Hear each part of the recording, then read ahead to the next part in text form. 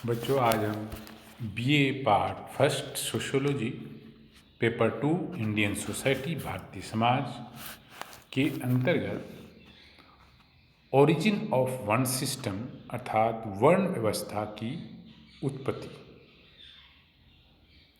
के बारे में अध्ययन करेंगे।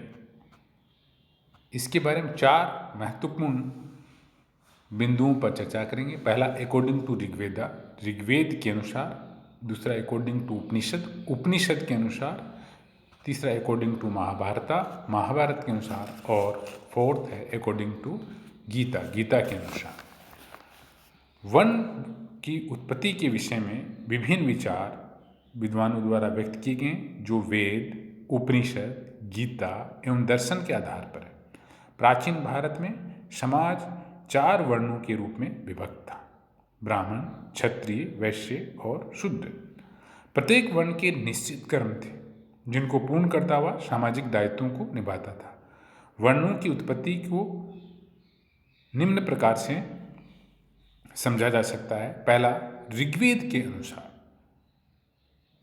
ऋग्वेद में वर्ण व्यवस्था की उत्पत्ति इस प्रकार बताई गई है। इसके पुरुष सूक्त में वर्णों की उत्पत्ति के संबंध में बताया गया है कि ब्राह्मण पुरुष अर्थात विराट स्वरूप परमात्मा के मुख रूप है, क्षत्रिय उनकी भुजाएं हैं, वैश्य उनके जंघाएं और शूद्र उनके पांव। इसकी व्याख्या विद्वानों ने इस प्रकार की है: ब्राह्मण की उत्पत्ति चूंकि परमात्मा के मुख से बताई गई है और मुख का कार्य बोलना है, इसलिए ब्राह्मणों का कर्म शिक्षा प्रदान करना है।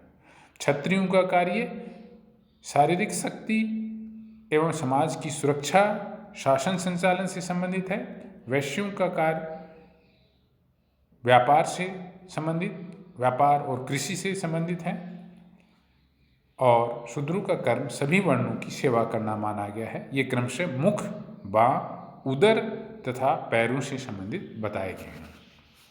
उपनिषद के अनुसार उत्तर वैदिक काल में अनेक उपनिषद रचे गए, जिनमें बृहदारण्यक तथा छांदोग्य उपनिषद में वर्णों की उत्पत्ति का विचार किया गया है। बृहदारण्यक उपनिषद में कहा गया है कि ब्रह्मा ने प्रारंभ में केवल ब्राह्मण को उत्पन्न किया, लेकिन वे भली भांति समाज के सभी कार्यों को पूरा न कर सके, तब क्षत्रिय की रचना की।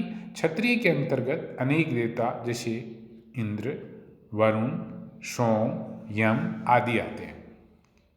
उस समय भी समाज का कार्य संचालन संतोषजनक रूप में नहीं हो सका, तब ब्रह्मा ने वसु, आदित्य, मारुत आदि देवताओं के रूप में वैश्यों की उत्पत्ति और सबसे अंत में शूद्रों की उत्पत्ति हुई, जिससे सामाजिक जीवन को पूर्णता मिली। इसके 2 निष्कर्ष हैं। पहला कि वर्णों की उत्पत्ति अलग अलग समय में हुई, और दूसरा यह कि उसका आधार उनके द्वारा की जाने वाली विभिन्न प्रकार की सेवाएं रही, अर्थात उनका कर्म रहा। छांदोग्य उपनिषद में यह स्पष्ट है कि व्यक्ति अपने पूर्व जन्म में जिस प्रकार के कर्म करता है, उससे वैसे ही गुण प्राप्त हो जाते हैं। इस प्रकार विभिन्न वर्णों की उत्पत्ति छांदोग्य उपनिषद के आधार पर व्यक्तियों के गुण और कर्म की भिन्नता पर आधारित है। महाभारत के अनुसार वर्णों की उत्पत्ति शरीर के विभिन्न अंगों से ही मानी गई है। ब्राह्मणों की उत्पत्ति वेदों और धर्म ग्रंथों की रक्षा के लिए ब्रह्मा के मुख से, क्षत्रियों की उत्पत्ति सभी प्राणियों की और पूरे समाज की रक्षा के लिए विराट पुरुष की भुजाओं से, वैश्यों की उत्पत्ति वृद्धि और व्यापार, कृषि, पशुपालन के लिए ब्रह्माओं की जंघाओं से, तथा शूद्रों की उत्पत्ति वर्णों की सेवाओं के लिए ब्रह्मा के पांवों से हुई है। शांति पर्व में महर्षि भृगु ने अपने शिष्य भारद्वाज को उपदेश देते समय कहा है कि प्रारंभ में एक वर्ण द्विज था, लेकिन बाद में ये 4 वर्णों में विभाजित हो गया। ब्राह्मणों को श्वेत वर्ण कहा गया, जो सतोगुण व पवित्रता का सूचक था या परिचायक था। क्षत्रियों को रक्त वर्ण का बतलाया गया, जो क्रोध व राजस गुण को दर्शाता था।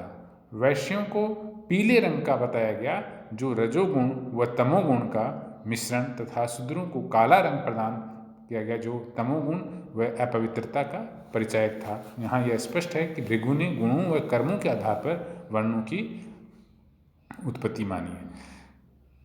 गीता के अनुसार समाज का विभाजन 4 वर्णों में गुण और कर्मों के आधार पर श्री कृष्ण द्वारा किया गया है।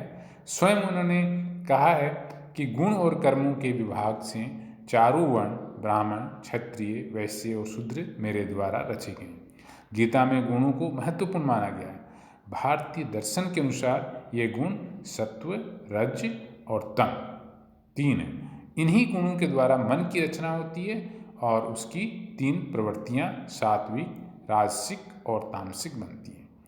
इन्हीं प्रवृत्तियों के आधार पर समाज का 4 वर्णों में विभाजन हुआ है।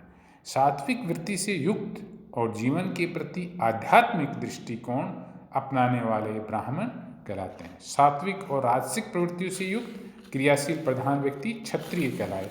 राजसिक और तामसिक प्रवृत्ति से युक्त वाले वैश्य कहलाए और तामसिक वृत्ति से युक्त और अज्ञानता वाले व्यक्ति शूद्र की कोटि में गिने जाते हैं। सारांश तौर पर यह कहा जा सकता है कि व्यक्ति की प्रवृत्ति के आधार पर उसके वर्ण का निर्धारण होता है। सांख्य दर्शन के अनुसार भी इन्हीं तीनों गुणों के आधार पर वर्णों की उत्पत्ति हुई है।